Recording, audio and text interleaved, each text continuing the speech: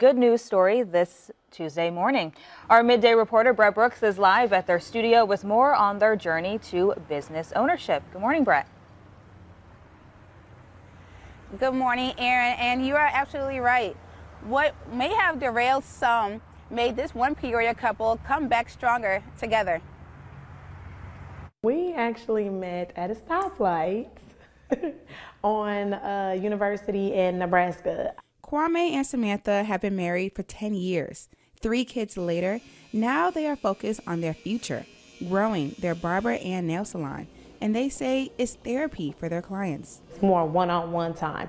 We could talk about what we need to talk about. We have girl time, we have laughs. You sit down for 30 or 40 minutes and you sit there talking about, and you're like, I told this man all my problems.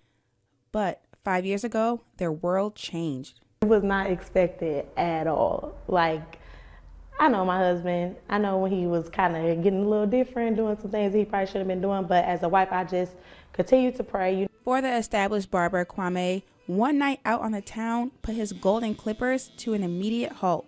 I went into prison for aggravated robbery. It was a bad night. I made a bad choice. And this was my first time ever being arrested, ever getting in any type of trouble. It was a major change because he's always been a great dad, great husband, took care of the family like we never really needed for anything. He's always been a provider. For his wife, Samantha, she says it was her faith that pushed her to step up for her family and her marriage. And even with him being gone, I ended up having to go through a lot of things, to readjust my income. It was a struggle for a little bit for me, but I kept pushing, I kept going, I remained faithful. God really carried me through a lot. Working in the medical field, she was placed on furlough during the pandemic and ended up cashing out her 401k to invest in nail school.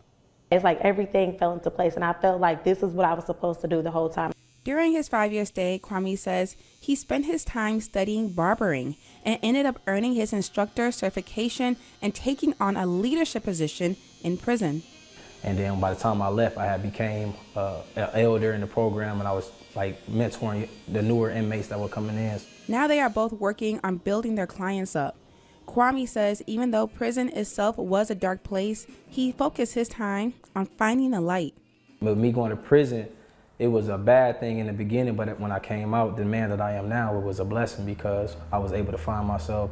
Me and my wife are closer, our kids are closer. I'm doing business a little bit different. It's like I want to be better because I can never make that mistake again, and I can never put my family in that type of situation again. So I got to do everything every single day trying to make myself a little bit better. The Lobdells just signed the lease here on West Main Street in Sheridan at the Level Up Barber and Nail Studio, and they say that working together is making them stronger. For now, reporting in Peoria, I'm Brett Brooks. Aaron, back to you in the studio. A great story there. Thank you so much, Brett.